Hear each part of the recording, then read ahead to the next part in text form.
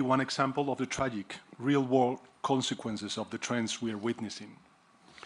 Yet, as we have also seen this year, when we choose cooperation over fragmentation, progress is possible.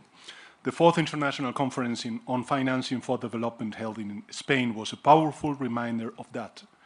There, countries endorsed the Compromiso de Sevilla and launched the Seville Platform for Action with more than 100 concrete initiatives to implement our joint commitments.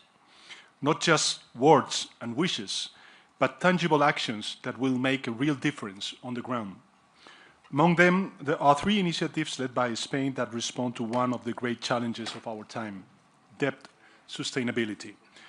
They are the Global Hub for Debt Swaps, the Debt Post-Close Alliance, and the Sevilla Forum on Debt.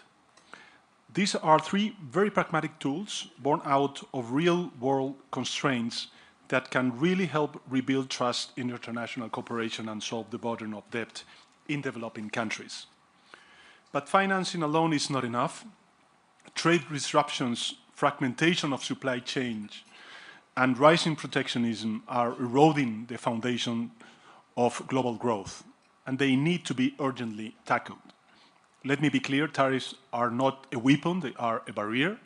Yes, industrial overcapacity and unfair competitions are real challenges, both for advanced and developing countries, but responding to them with tariffs leads only to collective defeat. This is why it is more urgent than ever to strengthen the multilateral trading system, restore the central role of the World Trade Organization, and update it for the world we live in. Inequality must also be at the center of our agenda. The Stiglitz report, commissioned under South Africa's G20 presidency, has delivered a stark warning. We face an inequality emergency just as severe and systemic as the climate emergency. Extreme concentration of wealth undermines growth, corrodes democratic institutions, and fuels polarization. Addressing this requires fair international taxation. The progress the G20 has achieved on global tax reform cannot be allowed to unravel. We need tax rules fit for the 21st century.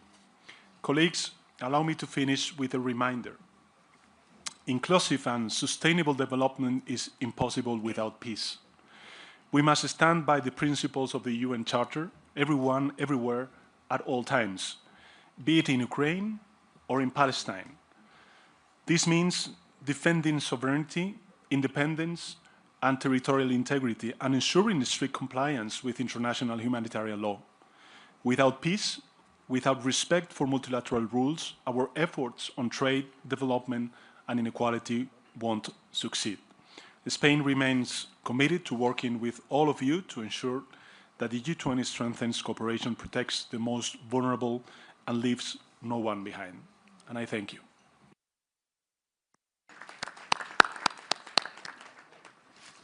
Thank you, my good friend, President Sánchez.